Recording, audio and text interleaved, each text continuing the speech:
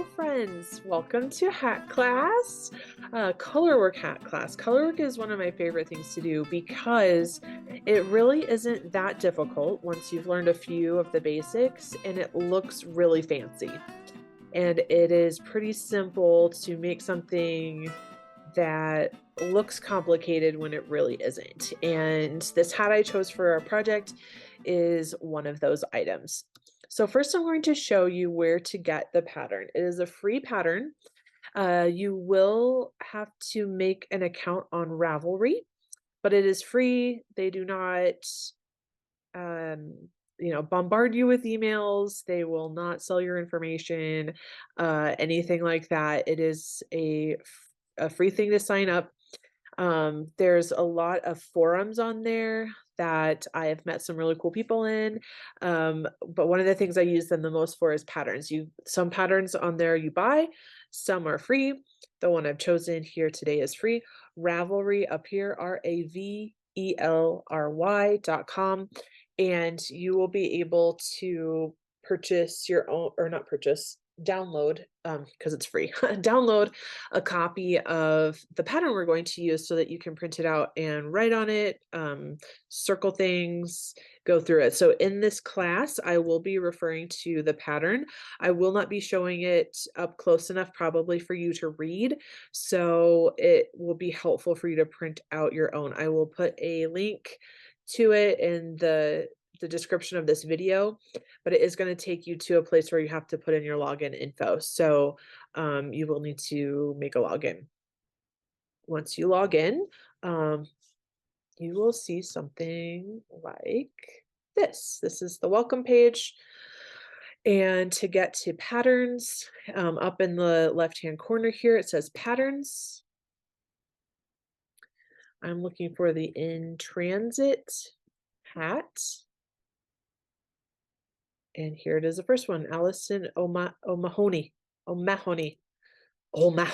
don't know. Okay, so it's going to bring you to this project, or to this page. It shows a lot of the information you need to know about this project. The needles you're going to need, the weight of yarn, a couple of suggested yarns to use. These would be great options. I am going to show you a different one that I use, but these are great options. I've used that yarn before, Cascade 220. And a little bit about it. It's a free download, which we love. So I'm going to go over a lot of this information when we're going to look at the actual pattern. So one thing I also like is up here kind of near the top, it says projects. 200 people have made this and made projects on and put the information into Ravelry. So you can see different color combos other people have done. Oh, like this person, Roseberry Crafts, made one with a bunch of different colors. That one's pretty neat. And you can get an idea of what colors are going to work really well and what colors might not work. Oh, here's the Broncos hat. This gal did a variegated with a solid. I like that. So that's just a little bit more info that can be kind of fun. So I'm going to go back to details, and it says it's free, and we're going to download. Once you've downloaded it, I already downloaded it before I started this video, so I have it over here. It's pretty simple. It's just 3 pages, and the first page is just a nice photo of it. So we're going to look here at just some info about it.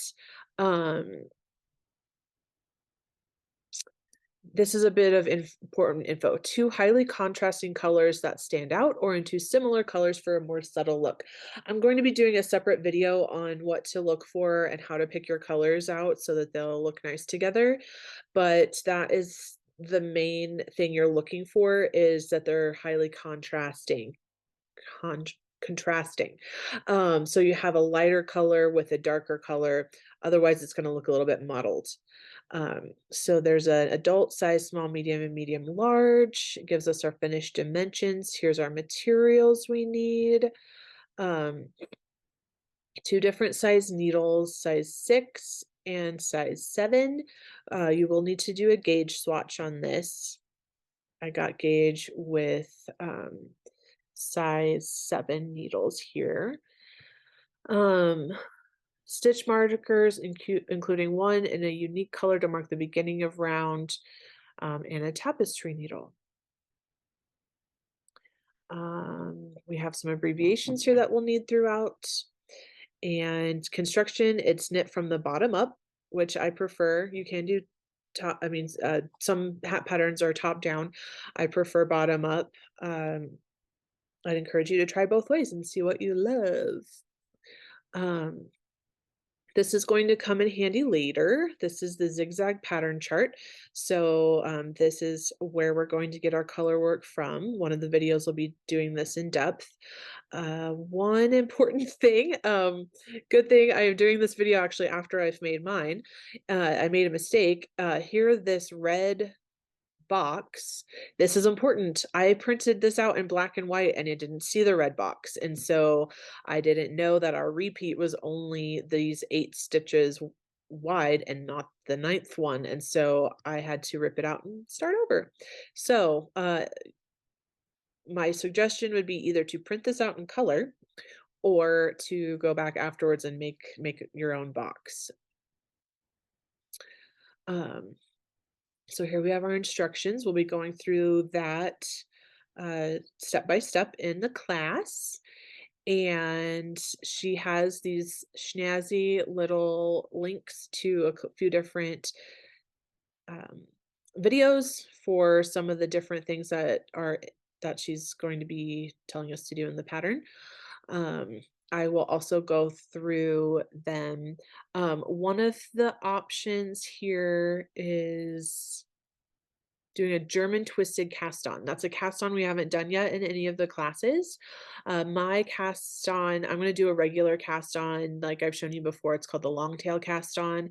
If you're interested in trying the German twisted cast on, it is more stretchy than the one I gave you, but mine is plenty stretchy.